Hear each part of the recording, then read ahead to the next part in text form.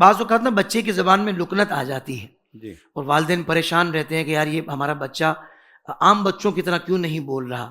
تو کیا لکنت کو ختم کرنے کا بھی کوئی وظیفہ ہے کہ جس سے لکنت اس کی دور ہو جائے اور وہ عام بچوں کی طرح گفتگو کر سکے؟ بسم اللہ الرحمن الرحیم.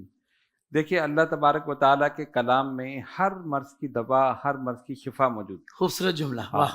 بس سبحان یہ کہ انسان کا عقیدہ ہونا چاہیے، یقین کامل کے ساتھ پڑھے، جی. اللہ تبارک و تعالیٰ کی بارگاہ میں التجا کرے، اللہ تعالیٰ کرم فرمائے. کیا بات ہے، ہاں، سبحان اللہ. بزرگان دین نے فرمایا کہ اس کے لیے ایک دعا ہے جو حضرت موسیٰ علیہ السلام کی دعا ہے. جی مشہور دعا ہے، آپ سب جانتے ہیں، ربی شرح لی صدری ویسر لی امری واحلل عقدۃ من لسانی یفقہوا قولی. سبحان اللہ. اچھا، اس کا ترجمہ بھی یہی ہے کہ اے میرے رب، میرے لیے میرے کام کو آسان کر دے، میری زبان کی گراں کو کھول دے واہ واہ. تاکہ لوگ میری بات کو سمجھ سکیں.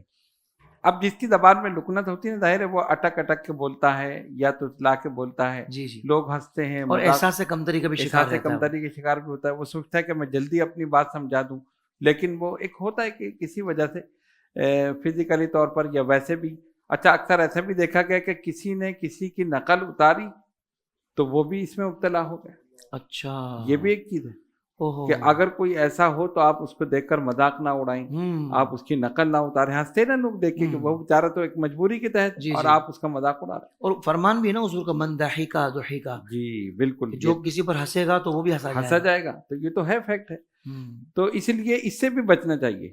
یہ اللہ تعالیٰ نے آپ کو جو صحیح رکھا ہے بہت بڑا کرم ہے، سبحان اللہ. کہ اس نے ہماری آنکھ، زبان، ہاتھ، پیر، ہر چیز صحیح رکھی. تو ہر اس میں اس کا شکر ادا کرنا شکر چاہیے. ادا کرنا چاہیے. تو اچھا، جہاں تک اس کا تعلق ہے، یہ دعا ہے سورہ طٰہٰ میں آیت نمبر 25 تا 28. تو بزرگان دین نے فرمایا کہ اگر بچہ ہو اور اس کی زبان میں ایسی صورت ہے تو 11 مرتبہ روزانہ پڑھ کر اس پہ دم کریں. دوسری صورت یہ کہ پانی پہ دم کر کے روزانہ اسے پلایا جائے. ٹھیک ہے. اچھا، تیسری صورت یہ کہ ایسی چیز جو وہ آرام سے کھا سکتا ہے، جیسے کشمش ہے، بادام ہے، جو دماغ کے لیے بھی قوت والا ہے اور بچہ آرام سے کھا سکے شوق سے، جی. تو 11 مرتبہ یہی آیت مبارکہ پڑھ کے اول آخر درود شریف 11 مرتبہ یہ روزانہ پڑھ کر اس کو کھلایا جائے، جیسے 7 بادام یا 7 کشمش. انشاءاللہ تعالیٰ اس کی یہ بیماری دور ہو جائے گی سبحان اللہ کے کرم سے. سبحان اللہ. اور اکثر لوگوں کی اس میں ہو چکی ہے. اچھا. جی ہاں.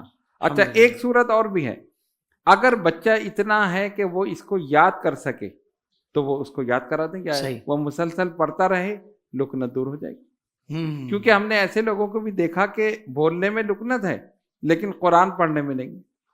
جی بالکل ٹھیک کہہ رہے ہیں حضرت. ہم نے بالکل آپ نے دیکھا کمپٹیشنز میں دیکھا ہے باقاعدہ.